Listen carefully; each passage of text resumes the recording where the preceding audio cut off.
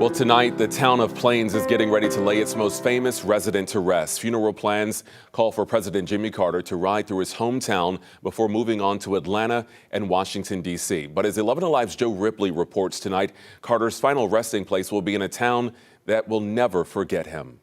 After a life well lived and 100 years of history, Sue Chambliss found a way to document it. It's a wonderful thing to have known him, just to know what he's done. Flipping through cards and clippings, Chambliss reflects on her neighbor, Jimmy Carter. He loved everybody, just down to earth.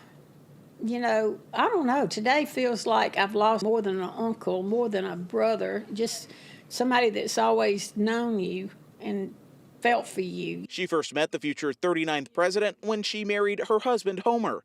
Chambliss would later campaign for Carter as part of his Plains faithful known as the Peanut Brigade. He just puts his whole self into, the saying, what he says is the most important person is the one right in front of you.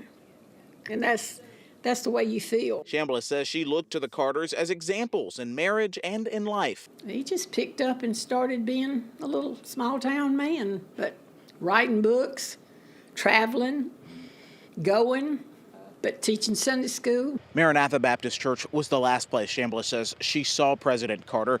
That was 2023. As we turn the page to 2025, Maranatha will also host Carter's final funeral service here in Plains. I guess God saw it to take him on a Sunday, just like Rosalind on a Sunday. That was a little different, wasn't it? A Sunday school day. And his greatest message now reflected in memories, even in loss. I think he loved people to help somebody that was in need. There's plenty of love to go around.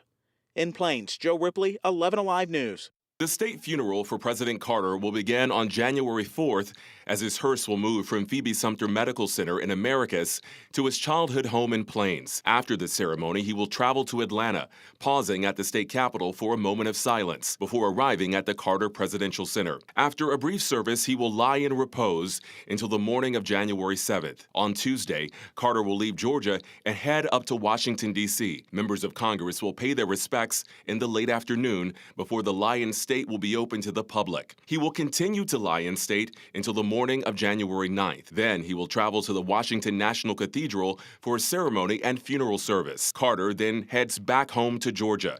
His family will have a service at Maranatha Baptist Church in Plains before a private burial. Now tonight on 11 Alive Plus, you can stream our extended coverage of President Carter's life and legacy. The app, again, is free to download. Just search 11 Alive on your streaming device.